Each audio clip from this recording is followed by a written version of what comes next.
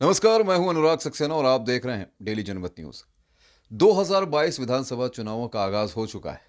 ऐसे में कई पार्टियां अपने अपने दल की रणनीति बनाने को तैयार हैं।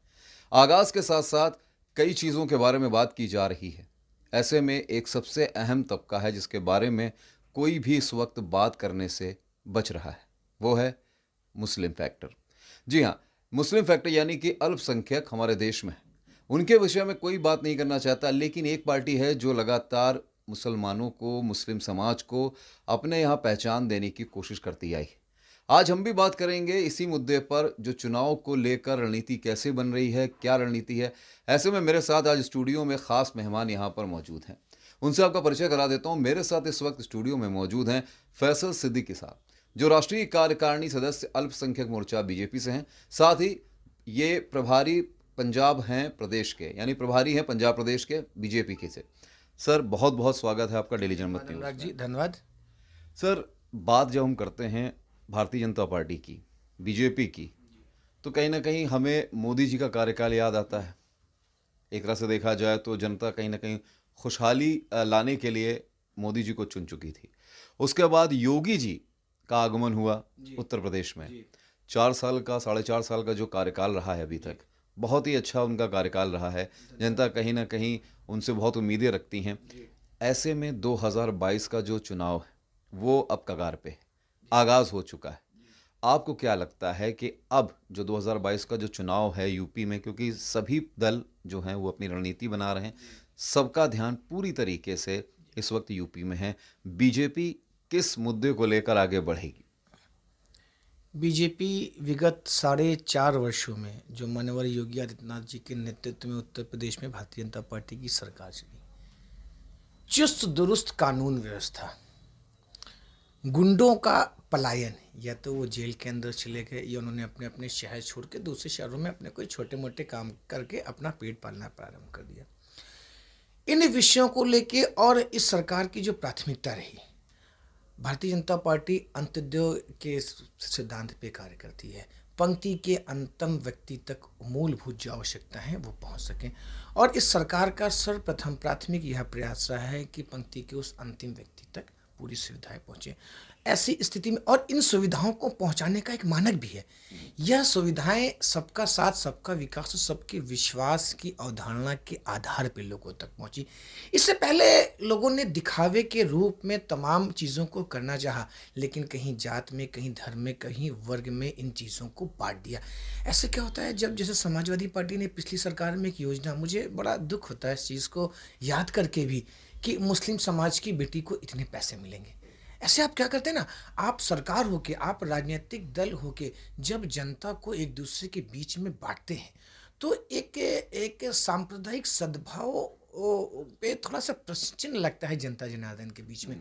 लेकिन माननीय योगी आदित्यनाथ जी जब से उत्तर प्रदेश की सरकार में आए, तो प्रत्येक नागरिक, जिस नागरिक को मौलिक आवश्यकता है, जिसको जो चीज़ चाहिए उस तक वो चीज़ पहुंच रही है, चाहे राशन हो, चाहे अन्य सुविधाएं।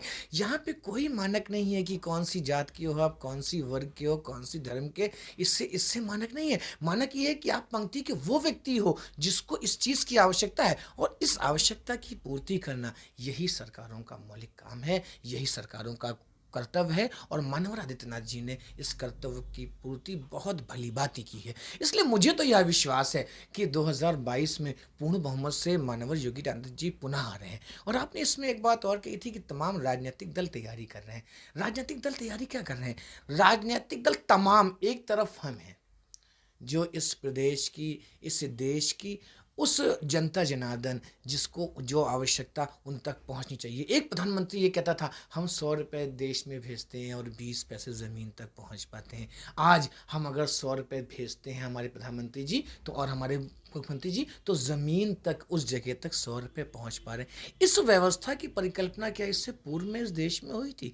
यदि आज ऐसी जगह पे आके, जब देश के आम नागरिकों की उनकी मौलिक आवश्यकता पूरी करने का अवसर प्राप्त हो रहा है।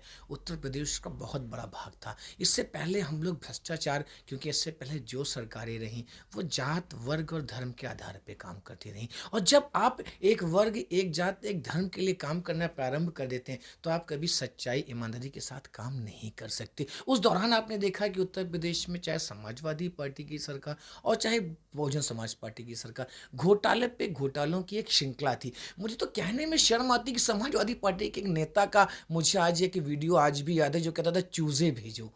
ये वो लोग थे।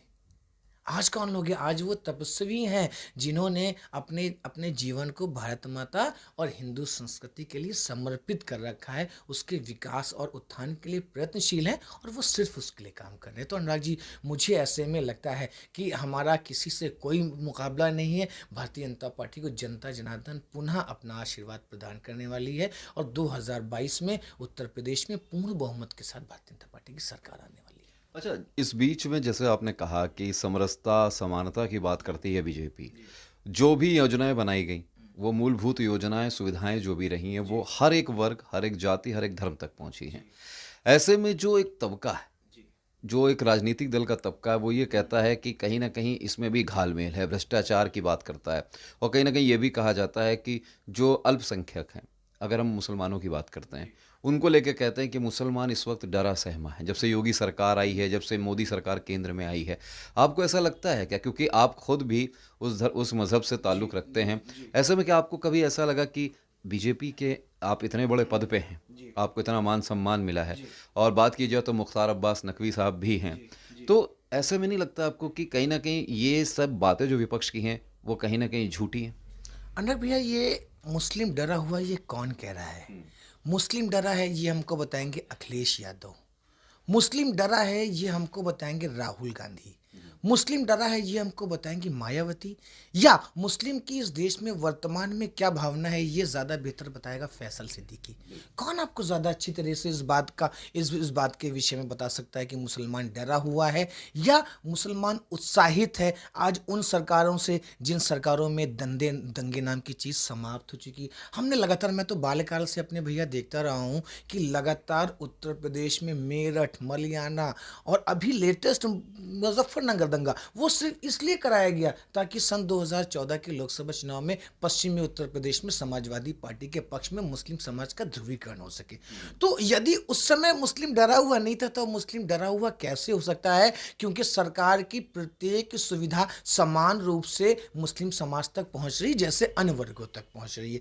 तो ऐसी स्थिति में ये कहने वाले सिर्फ मुस्लिम समाज को गुमराह करने का काम करते हैं। इस देश का आम मुसलमान आज़ादी के बाद जितना सुरक्षित आज अपने आप को महसूस कर रहा है, जितना अच्छा भविष्य अपने बच्चों का आज देख के वो चल रहा है, मुझे नहीं लगता इससे पहले कभी उन्होंने ऐसा महसूस किया होगा।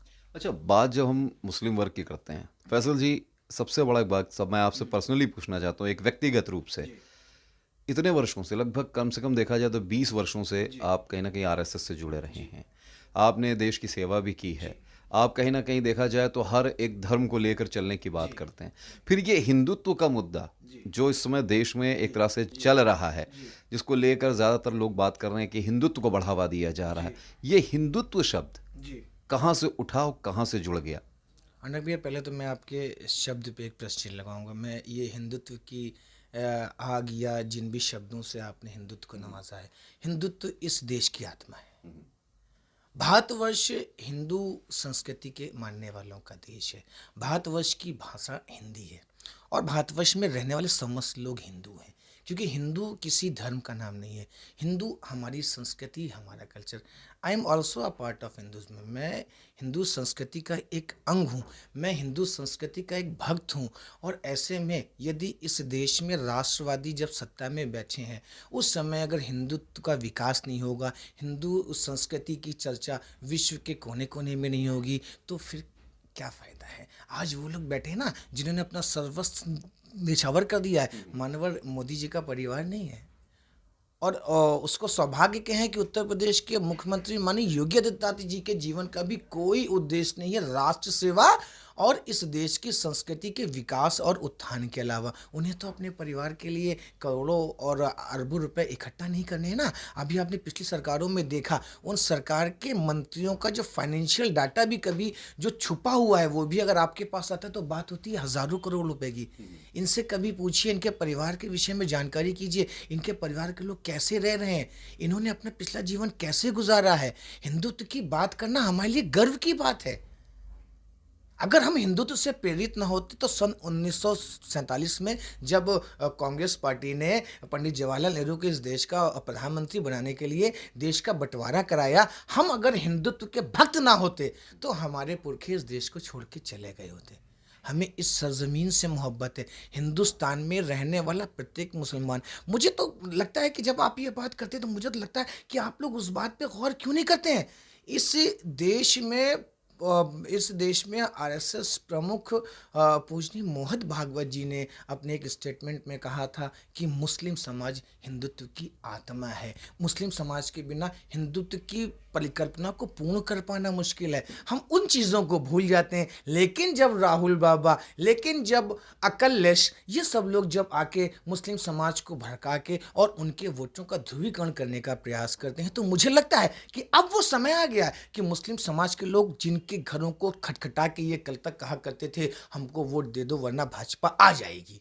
हम लगातार 7 वर्षों से केंद्र की सरकार में, हमने 4.5 वर्षों से उत्तर प्रदेश में अपनी सरकार को रखा, और इस बीच कहाँ पे उत्तर प्रदेश के किस कोने में, देश के किस कोने में मुस्लिम समाज के विरुद्ध कोई दंगा हुआ या हिंदू मुस्लिम के बीच कोई पंगा हुआ? क्या ऐसा कुछ हुआ क्या? क्योंकि सरकार की नीयत ऐसी नहीं है। सरकार की नीयत में प्रत्येक नागरिक समान रूप का है। सिर्फ उन लोगों से हमें नफरत है जो किसी और भारतवर्ष में रह के किसी और देश की बात कर सकते हैं। उन लोगों से नफरत है जिनको भारत माता की जय और वंदे मातरम कहने में परहेज है।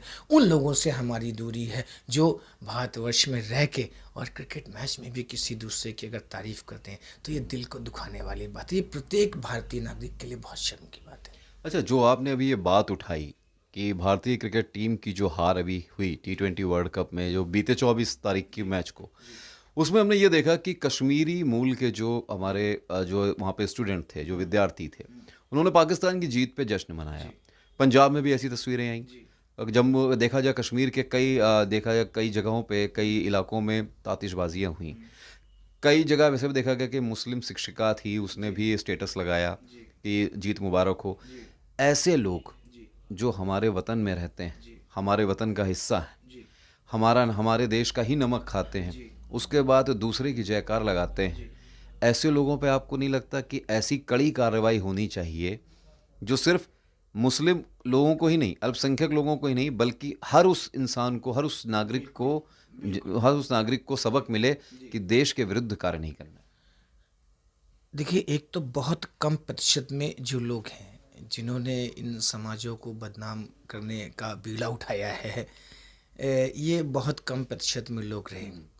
और ये पड़ोसी को पापा कहने वाले जो लोग हैं, ये निश्चित रूप से आप मानिए कि कहीं ना कहीं इन्हीं तथाकथित धर्मनिरपेक्ष दलों के फंड पे, आतंकवादी मानसिकता के लोगों के फंड पे, विदेशी अताताइयों के फंड पे काम करने वाले लोग हैं। इस देश के आम नागरिक को, चाहे वो हिंदू हो, मुस्लिम हो, सिख हो, ईसाई हो, भारतवर्ष की जीत का दुख था। वो एक क्रिकेट मैच ज़रूर था, लेकिन जब हम ग्राउंड में होते हैं और हमारा देश किसी ऐसे विदेशी देश के साथ खेल रहा होता है तो हमारी भावनाएं भी उसके साथ जुड़ती हैं, हमारे सेंटिमेंट्स भी उसके साथ जुड़ते हैं। ऐसी स्थिति में जिन भी लोगों ने ऐसा काम किया, मुझे विश्वास है, मेरा आग्रह तो भी है और मुझे विश्वास है कि चाहे माननीय योगी आदित्यनाथ जी हों और चाहे माननीय नरेंद्र मोदी जी हों, ऐसे लोगों को तो कतई बर्दाश्त नहीं करेंगे। आज सुबह समाचार पत्र के माध्यम से मुझे ये जानकारी भी हुई कि श्रीनगर की उस मेडिकल कॉलेज की 100 छात्राओं को, देखिए उन बच्चों के भविष्य के साथ खिलवाड़ किसने किया? जिन्होंने ये काम करवाया। ये क्या आपके हितैषी हो सकते हैं जो आपके देश के ही खिलाफ भड़काते हैं, आपसे अपने ही देश के खिलाफ बुलवाते हैं? नुकसान किसका होता है? क्या उसके बाद वो आएंगे? उन बच्चियों का, जो मुस्लिम समाज की वो 100 बच्चियां डॉक्टर क्रिएट होके अपने प्रदेश और देश के आम जनमानस की सेवा करती, उनका भविष्य अगर खराब हुआ तो उनको अब भी और उनके साथ रहने वाले, उनके अपने परिवार के लोगों को भी अब सावधान और अलर्ट होना चाहिए, क्योंकि ये सिर्फ भड़काने वाले लोग हैं जो अपने राजनीतिक लाभ के लिए आपका फ़ायदा उठाते हैं। और अब ये तो मैं शुरुआत से, मैं क्या, मेरे वरिष्ठ जनों ने लगातार ये बात कही, मेरी पार्टी के बड़े नेताओं ने लगातार बात कही, यदि आपका मन नहीं भरता है भारतवर्ष में, तो यहाँ पे रह के पाकिस्तान जिंदाबाद कहने से बेहतर आप पाकिस्तान चले जाओ ना।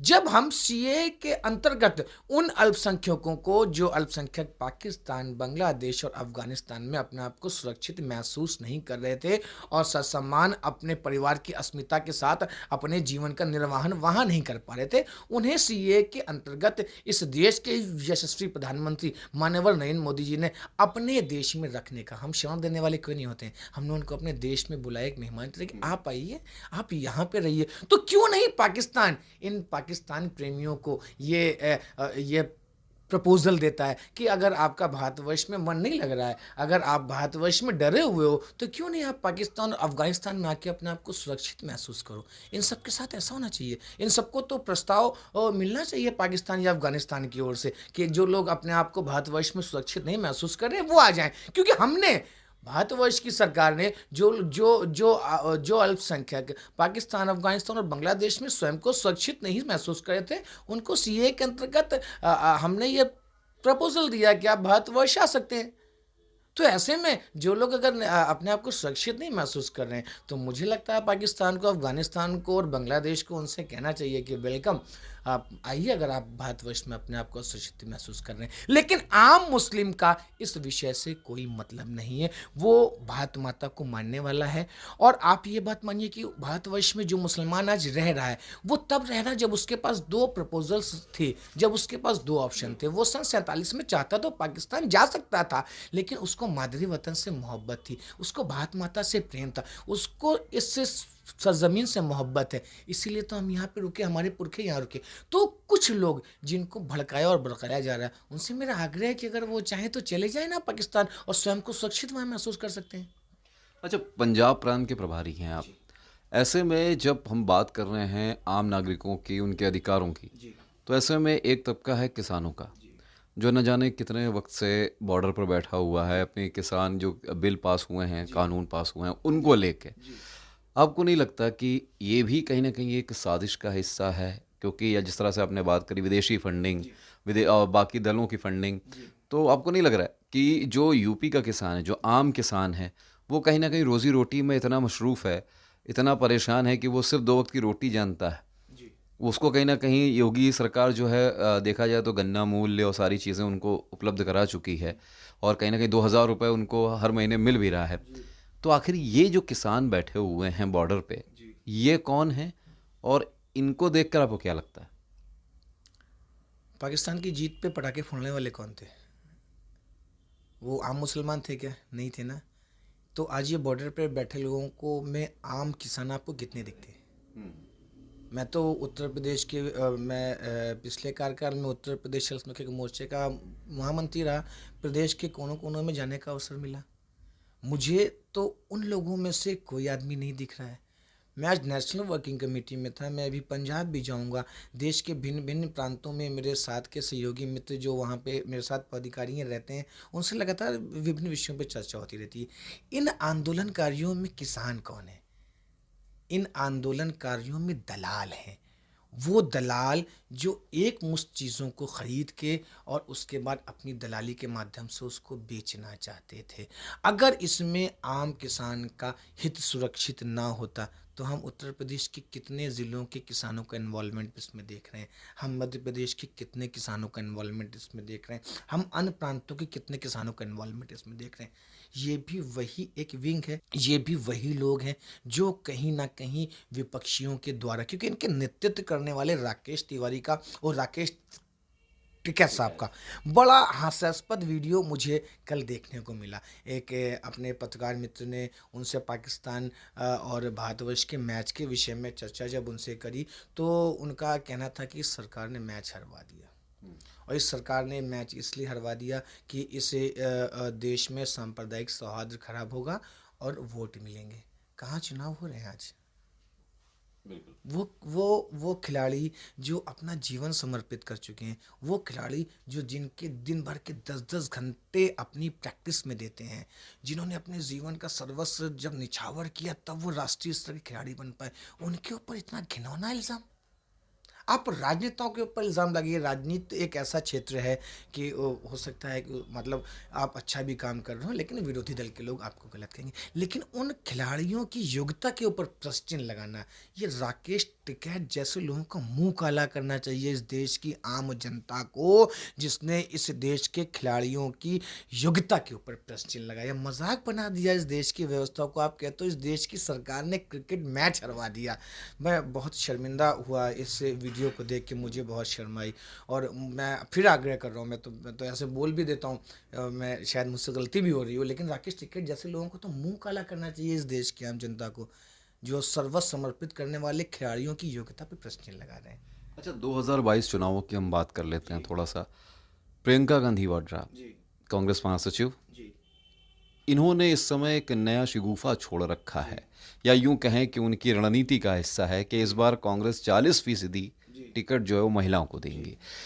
इसका कहीं ना कहीं देखा जाए थोड़ा बहुत असर ये भी पड़ रहा है कि जो दूसरे दल हैं उनमें जो महिलाएं हैं, महिला नेताएं हैं, वो कहीं ना कहीं अपना भविष्य शायद कहीं ना कहीं तलाश रही हैं कांग्रेस के भीतर। तो आपको लगता है कि क्या ये जो पैंतरा, ये जो दांव चला है कांग्रेस को कहीं ना कहीं जीवित करने का यूपी में, ये कारगर होगा? ये नकल से कुछ काम नहीं होता है। अगर कहीं 40% टिकट की कांग्रेस पार्टी बात करती है, सर्वप्रथम भारतवर्ष की राजनीतिक व्यवस्था में भारतीय जनता पार्टी ने 33% आरक्षण महिलाओं के लिए लागू किया। आप हमारी किसी भी यूनिट को देखेंगे उसमें आप महिलाओं को देखेंगे। एक बात। दूसरी बात, जब आपके पास कुछ नहीं बचा, ये अगर श्रीमती प्रियंका वाड्रा जी जो जब मंदिर ये लोग जाते हैं अपने परिवार के साथ तो जनेऊ पहन लेते हैं। एक व्यवहारिक बात ये बताइए, मैं भी मंदिर जाता हूँ, मेरा मित्र अगर मंदिर जाता है तो मैं उसके साथ मंदिर में होता हूँ, लेकिन चुनाव के समय नहीं, हर अवसर पर हम प्रत्येक धर्म का सम्मान करते हैं। ये परिवार चुनाव के बीच में जनेऊ क्यों पहन लेता है? और इनके भाई राहुल गांधी ने कहा कि कांग्रेस पार्टी मुसलमानों की पार्टी है, तो फिर देश के अन्य वर्ग के अन्य समाज के लोगों से वोट क्यों मांगते हैं?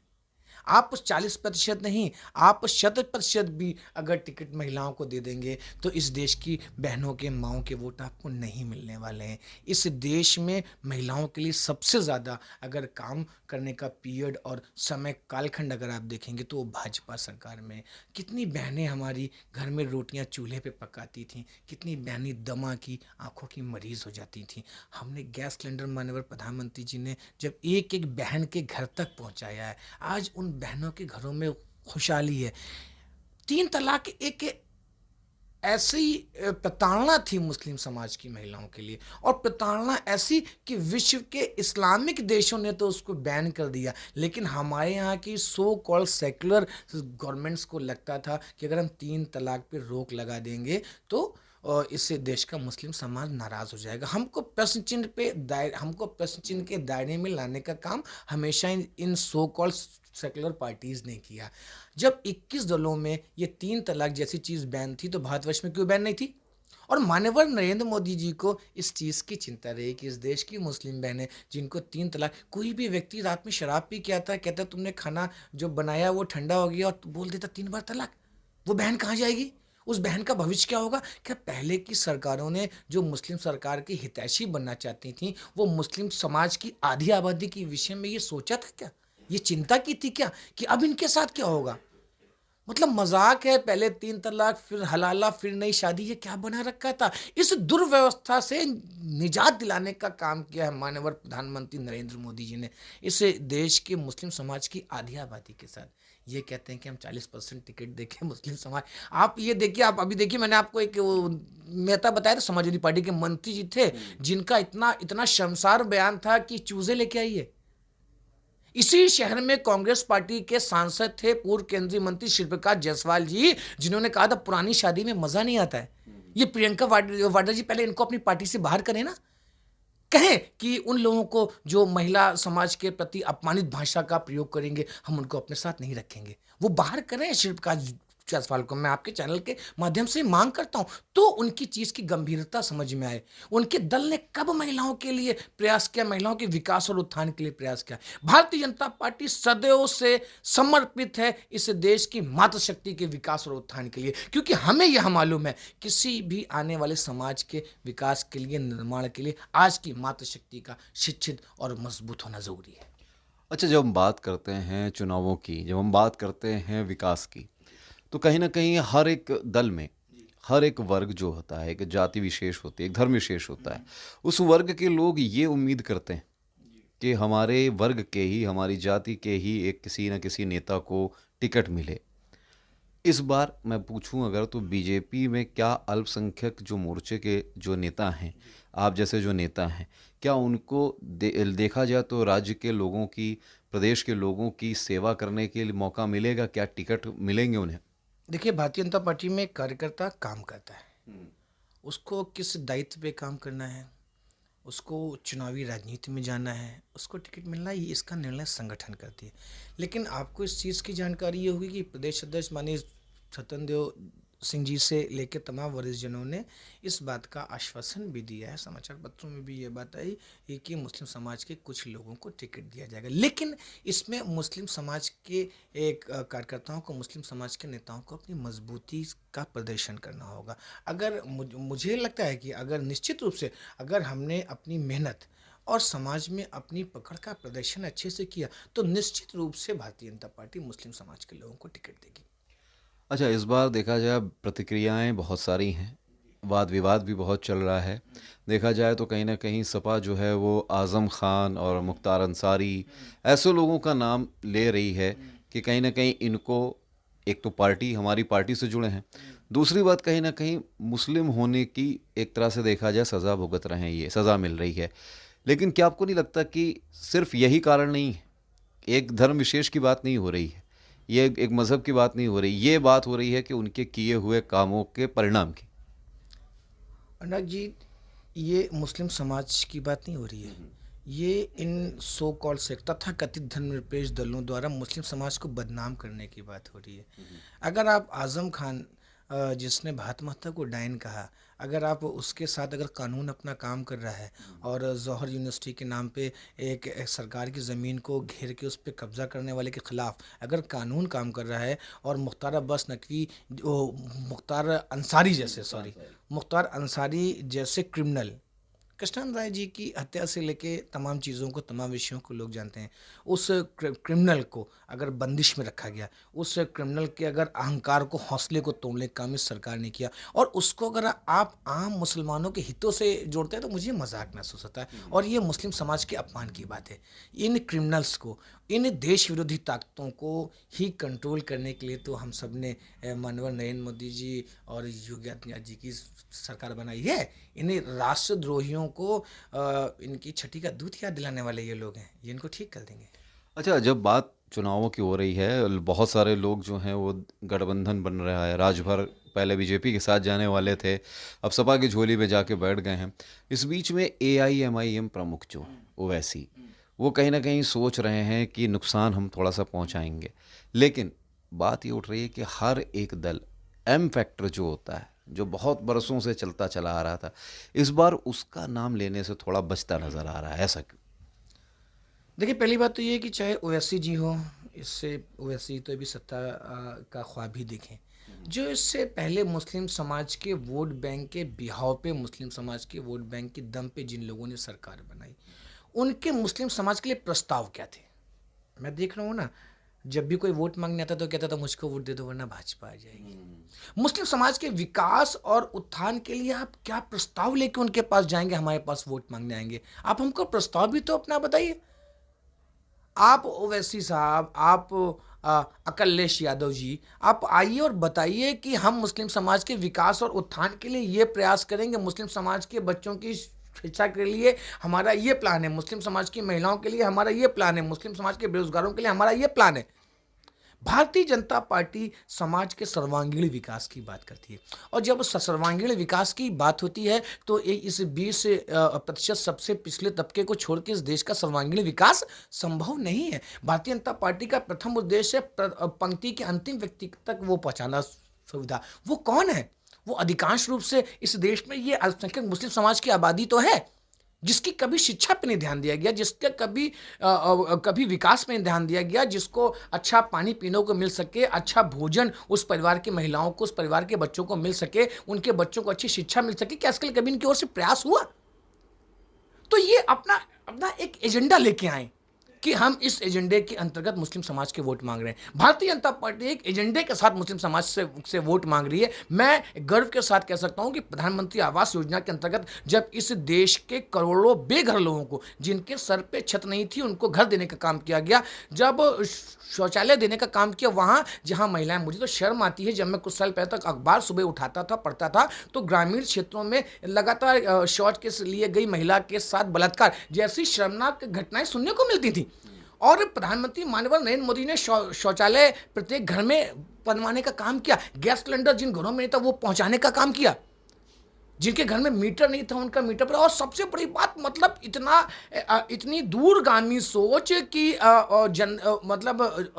आपका फ्री में जब जनधन योजना के अंतर्गत खाता खुलवाया गया तो हमको मालूम था कि अभी जब कोरोना कालखंड में उन महिलाओं के खाते में 500-500 रुपए जब आए हैं, तो आप यकीन कीजिए, हम लोग तो सेवा कार्य के लिए हमारी पार्टी ने कहा हुआ था, हम लोग रोज लोगों को भोजन पहुंचाने और तमाम चीज़ों के लिए अपने घर से बाहर निकलते थे और देखते थे कि कितनी मुस्लिम समाज की महिला नकाब पहन के उस 500 रुपए के लिए एटीएम के बाहर वेट करती थी कि वो 500 रुपये आ गया तो 2-4 दिन हमारे परिवार का काम चल जाएगा। ये काम इस देश की सरकारों ने किया। और इन सब सुविधाओं में, प्रधानमंत्री आवास योजना से लेकर समस्त सुविधाओं में प्रदेश महामंत्री रहते हुए विगत कार्यकाल मैं उत्तर प्रदेश के संभवतः 25 से 26 जिलों में गया हुआ हूँ और मेरे पास उत्तर प्रदेश के समस्त बायोडाटा और समस्त डाटाज हैं, जिसके अंतर्गत मुझे जानकारी प्राप्त हो रही है। और ये बात मैं गर्व से कह रहा हूँ कि प्रधानमंत्री जी और मुख्यमंत्री जी की किसी भी ऐसी योजना में, जो योजना आम देशवासियों के लिए, प्रदेशवासियों के लिए लाई गई हो, उसमें 20 से 30% उस योजना में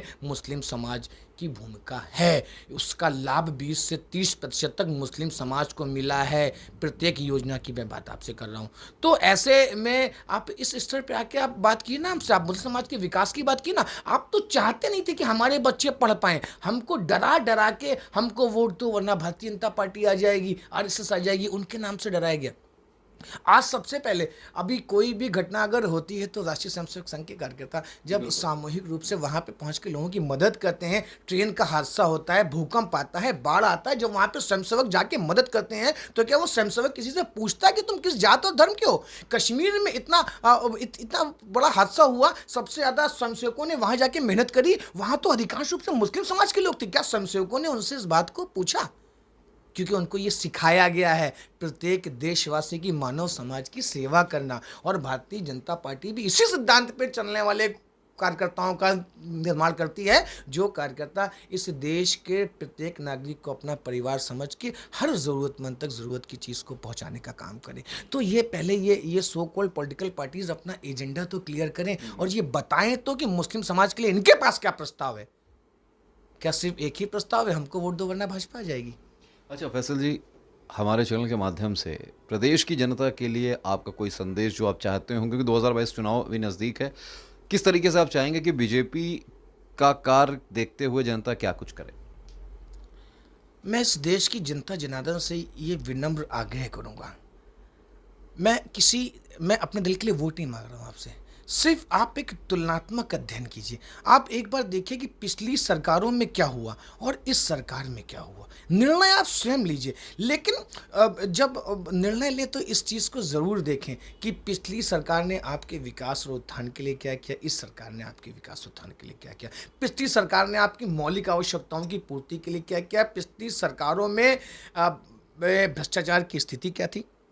पिछली सरकारों में विशेष रूप से उत्तर प्रदेश में गुंडा राज की जो स्थिति, गुंडा राज, फिरौती, अपहरण, बलात्कार, आज गुंडों ने अपने अपने शहर छोड़ दिए। आज गुंडे अंडरग्राउंड हो गए या तो जेल चले गए।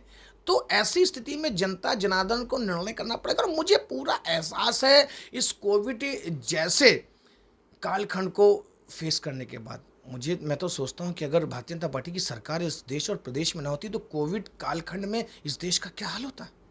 कैसे व्यवस्थित रूप से माननीय प्रधानमंत्री जी और उत्तर प्रदेश के मुख्यमंत्री माननीय योगी आदित्यनाथ ने प्रत्येक परिवार तक राशन पहुंचाने की व्यवस्था करी है।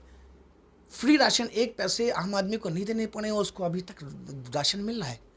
तो ये मतलब जब वैक्सीन, एक आम वैक्सीन हमको आम जनता तक पहुंचाने में 20 साल और 32 साल लगे। इससे पहले पोलियो जैसी बीमारी और उससे पहले की बीमारियों में 20-20, 32-32 साल में हम पहुंचते थे। आज आप देखिए, आप 1 साल के अंदर आपने वैक्सीन का निर्माण भी कर लिया और 100 करोड़ जनता जनार्दन को आपने वैक्सीनेटेड कर दिया। धन्य है ये लोग, देवतुल्य हैं ये लोग, जो अपने अपने दिन का अब 24-24 घंटे काम करते हैं। माननीय नरेंद्र मोदी जी, माननीय योगी आदित्यनाथ जी किसी परिवार के व्यक्ति के लिए कोई राजनीतिक पृष्ठभूमि नहीं है तैयार कर रहे हैं। इनको अपने बेटे को ना ही मिलेनियर बनाना है और ना ही कहीं प्रधानमंत्री या मुख्यमंत्री। इनका सिर्फ एक उद्देश्य है, इस देश का सर्वांगीण विकास, भारत माता की जय, इस देश की संस्कृति का विकास। तो मैं तो जनता जनार्दन से यही आग्रह करूंगा, सच का साथ दें, जो अच्छा हो, जो सच्चा हो। और निश्चित रूप से जब आप अन्वेषण पे आएंगे, जब आप चीज़ों को देखेंगे तो आपको समझ में आएगा भारतीय जनता पार्टी के सिवा दूसरा कोई विकल्प आज की डेट में उत्तर प्रदेश की जनता के पास नहीं है। फैसल जी, बहुत बहुत धन्यवाद यहाँ आने के लिए, जुड़ने के लिए और हमारे अपने विचार हमारे सामने रखने के लिए, हमारे सवालों का जवाब देने के लिए। दर्शकों, ये थे मेरे साथ राष्ट्रीय कार्यकारिणी सदस्य अल्पसंख्यक मोर्चा बीजेपी फैसल सिद्दीकी जी, जो कि प्रभारी हैं पंजाब राज्य के भी। मैंने जानने की कोशिश की कि क्या कुछ होने वाला 2022 चुनावों में, अल्पसंख्यकों को लेकर जिस तरीके से बात की जाती है चुनावों को मद्देनजर रखते हुए, उस पर विचार अपने बिल्कुल बेबाक जुबान, बेबाक बोल से अपनी बात रखी है। और कहीं ना कहीं ये बात सही भी है कि सर्वांगीण विकास के लिए एकजुटता, समरसता और सामाजिक एक जो तुलनात्मक जो लोग करने की कोशिश करते हैं वो नहीं होना चाहिए। सामाजिक समरसता, एकता, एकजुटता ही देश को, प्रदेश को आगे ले जाती है। फिलहाल आप जुड़े रहिए हमारे साथ। डेली जनमत न्यूज़ इस तरह से लगातार आपके नेताओं से आपको मिलवाता रहेगा ताकि आप उनके विचारों को जान सकें। धन्यवाद।